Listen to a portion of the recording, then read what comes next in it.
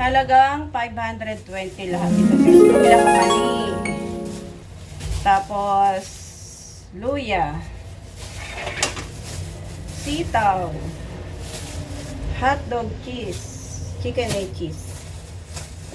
Plus, karning manok guys. Daon ng sili. Price. Bumili ako kalahating kilong price. Merienda mamaya ni madam. Hindi na ako bumili sa labas kasi napapamahal pagluto na. Sayote para sa manok. Tapos ito guys, bumili ako ng isda, isang pirasong kanuping 100.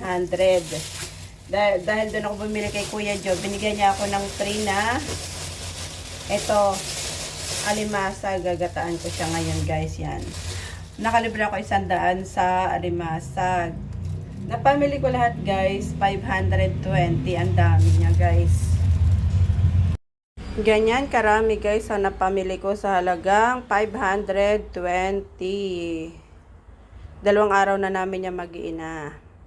Kasi wala ang aming baby malabs. Wala ang aking baby malabs sa Cavite. Bye-bye. Alam mo ng alimasa guys ang unahin kong lutuin. Bigay yan ni Kuya Joe. Babayaran ko, ayaw niya tanggapan ako ng bayad. Kaya bumili ako ng isda para libre na yung alimasa. Kasi sabi niya sobra daw niya sa benta niya. Ayan guys, gagataan ko siya. Yan ang aming almusal tanghalian. Kasi nagtinapay na ako kanina eh. Kaya yan ang aming ulam na mag-iina. Yung akin namang baby my loves na sa Cavite. Kaya doon siya 2 araw. Bye-bye!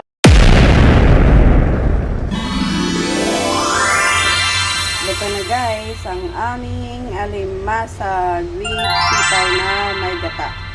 Bye-bye!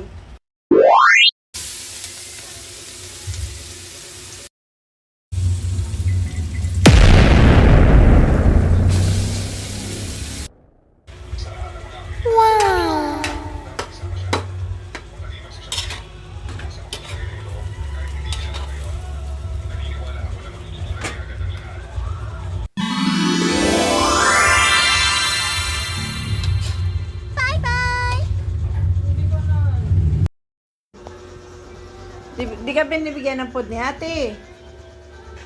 Asan ang food mo? Asaan? Turo mo food. Asan si food? Asan ang food? Asan? Asan food ni Amari? Gutom na daw Amari?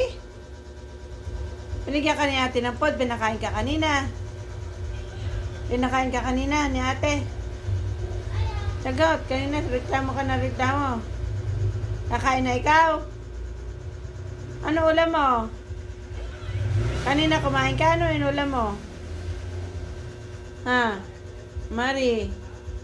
Ano kanain mo kanina? Gusto mo tubig? Tubig ikaw? Oh, magtutubig pala Mari. Di binibigyan ni Mami.